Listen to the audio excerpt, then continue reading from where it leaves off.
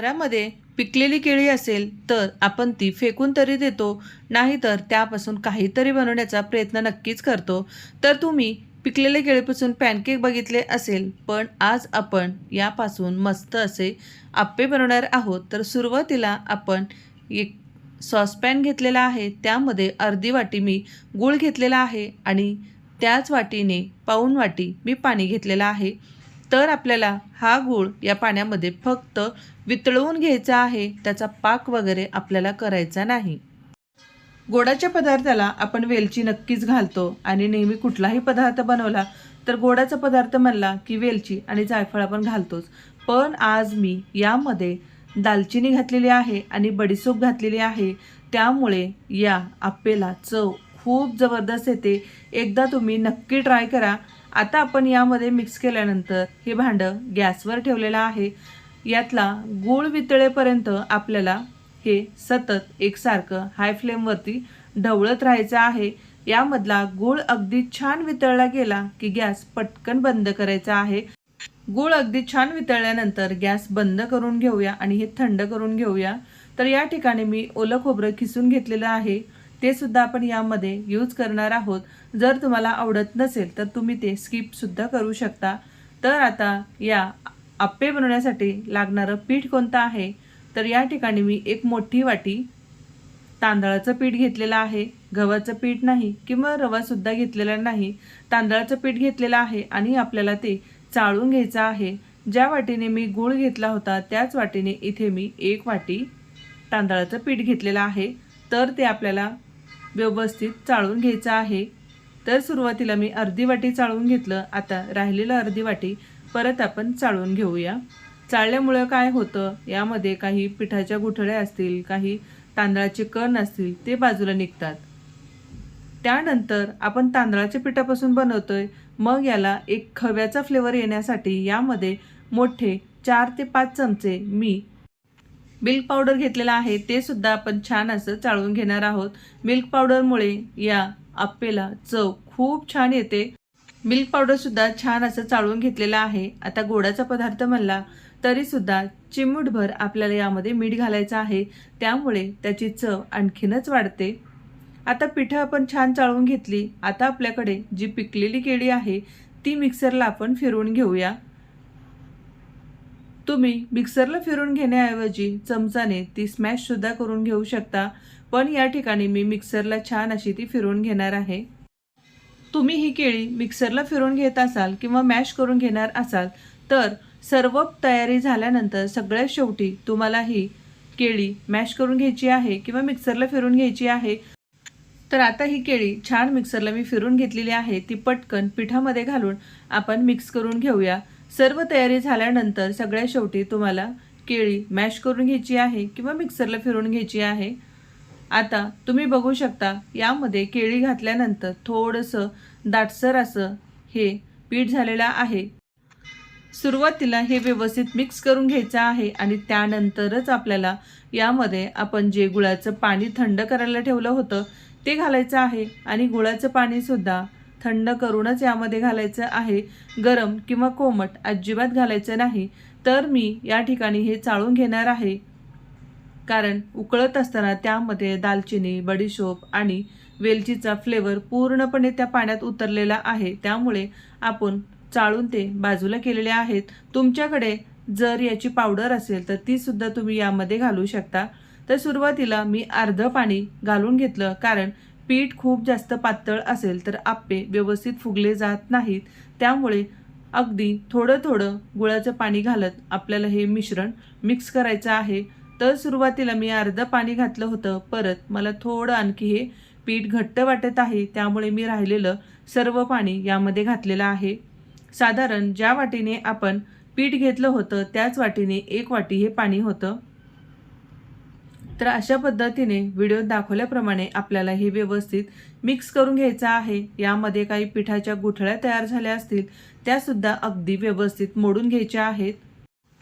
आपण आता याला एक ट्विस्ट देणार आहोत, यामध्ये एक वेगळी चव ॲड करणार आहोत. तर यामध्ये मुलांना अगदी केकचा फ्लेवर यावा त्यासाठी इथे मी अगदी अर्धा चमचा व्हॅनिला इसेन्स टाकलेला आहे, त्यामुळे याला एक केकचा फ्लेवर येतो आणि मी ज्यावेळेस पहिल्यांदा ही रेसिपी ट्राय केली होती त्यावेळेस मुलांना ती प्रचंड आवडली आणि त्यानंतर मी मुलांच्या टिफिनसाठी 1 ते 2 वेळेस ही मी बनवलेलं आहे. पण आपल्या यूट्यूबसाठी मला हे करणं शक्यच होत नव्हतं. पण अचानक जेव्हा घरी केळी उरली होती तेव्हा माझ्या लक्षात आलं की आपण जी रेसिपी केली होती ती आज नक्कीच तुमच्यासोबत शेअर करूया. तर या ठिकाणी हे पीठ व्यवस्थित मिक्स झालेलं आहे. आता यावरती झाकण ठेवून आपण 10 ते 15 मिनिटं हे बाजूला ठेवणार आहोत. शक्य असल्यास तुम्ही अर्धा ताससुद्धा हे बाजूला ठेवून देऊ शकता. त्यामुळे काय होतं, पीठ अगदी छान भिजलं गेलं की त्यामुळे आप्पेसुद्धा अगदी छान सॉफ्ट होतात. 15 मिनिटं झालेली आहेत. यावरती आपण झाकण काढलेलं आहे. तुम्ही बघू शकता पीठ छान भिजलं गेलेलं आहे. यामध्ये काही जण अगदी बारीक रवासुद्धा घालतात. पण मी यामध्ये जेव्हा रवा घातला होता तेव्हा हे आप्पे आतून खूप असे ड्राय झाले होते. ते छान फुगले होते पण आतून ड्राय झाले होते. त्यामुळे या ठिकाणी मी रवा अजिबात घातलेला नाही. फक्त तांदळाच्या पिठापासूनच आज आपण हे आप्पे बनवत आहोत. तर यामध्ये मी खाण्याचा जो सोडा असतो तो अर्धा चमचा घातलेला आहे. पोहेच्या चमचाने पाव चमचा तुम्ही हा खाण्याचा सोडा यामध्ये घालू शकता. तर तुम्ही बघू शकता पीठ अगदी छान भिजलं गेलेलं आहे आणि पिठाची कन्सिस्टन्सी तुम्ही इथे बघू शकता. अशा पद्धतीचं पीठ असेल तर आप्पे अगदी छान फुलले जातात. जर पीठ खूप पातळ झालं तर आप्पे अजिबात फुगत नाहीत, ते चपटे होतात. त्यामुळे थोडंसं दाटसर तुम्हाला हे पीठ ठेवायचं आहे. पळीतनं टाकल्यानंतर ते अशा पद्धतीनं पडलं गेलं पाहिजे. चला तर मग आता पीठ तयार आहे. आप्पे बनवायला घेऊया.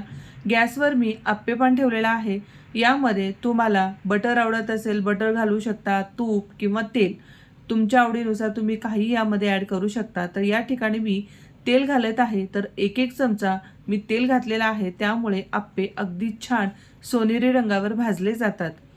तर यामध्ये आप्पे पात्र सुरुवातीला गरम झाल्यानंतर गॅसची फ्लेम तुम्हाला मीडियम करायची आहे. आप्पे पात्र छान गरम झालं आणि गॅससुद्धा मी मीडियम फ्लेमवर केलेला आहे. आता हे पीठ आप्पे पात्रामध्ये घालून घेऊया. तर व्हिडिओमध्ये दाखवल्याप्रमाणे आप्पे पात्रामध्ये आपल्याला पीठ घालून घ्यायचं आहे. खूप कमी वेळात हे आप्पे तयार होतात आणि मुलांना एक केकचा सुद्धा यामध्ये खूप छान असा फ्लेवर येतो. त्यामुळे तुमची मुलं केळी खात नसतील तर त्यांच्यासाठी हा उपाय तुम्ही नक्की करून बघा. अशा पद्धतीच्या रेसिपी मुलांना खायला करून द्या. त्यामुळे त्या तेलकट तर होणारच नाहीत आणि फास्ट फूडमध्ये सुद्धा या जाणार नाहीत. त्यामुळे घरच्या घरी मुलांसाठी अशा पद्धतीच्या रेसिपी नक्कीच ट्राय करा. 1 मिनिट झालेला आहे. 1 मिनिटानंतर तुम्ही बघू शकता आप्पे अगदी छान सोनेरी रंगावर खालच्या बाजूने भाजले गेलेले आहेत. तर व्हिडिओमध्ये दाखवल्याप्रमाणे एक आप्पे तुम्हाला अशा पद्धतीने अगदी व्यवस्थित त्याची बाजू पलटून घ्यायची आहे. आता परत यावरती झाकण ठेवून आपल्याला 1 मिनिटभर दुसरी बाजू छान शेकून घ्यायची आहे. दोन्ही बाजूने 1 मिनिट मीडियम फ्लेमवरती तुम्हाला छान आप्पे शेकून घ्यायचे आहेत. जर भांडं हलकं वजनाचं असेल तर लो फ्लेमवरती तुम्ही हे आप्पे बनवू शकता. कारण यामध्ये आपण गुळाचा वापर केल्यामुळे मोठ्या गॅसवरती हे आप्पे लवकर करपले जातात आणि आतून ते अजिबात स्पंजी होणार नाहीत. त्यामुळे लो फ्लेमवरती किंवा मीडियम फ्लेमवरती तुम्हाला हे आप्पे छान अशी दोन्ही बाजूने सोनेरी रंगावर शेकून घ्यायचे आहेत. तुम्ही बघू शकता खालची बाजूसुद्धा आपण छान पलटवून घेतलेली आहे.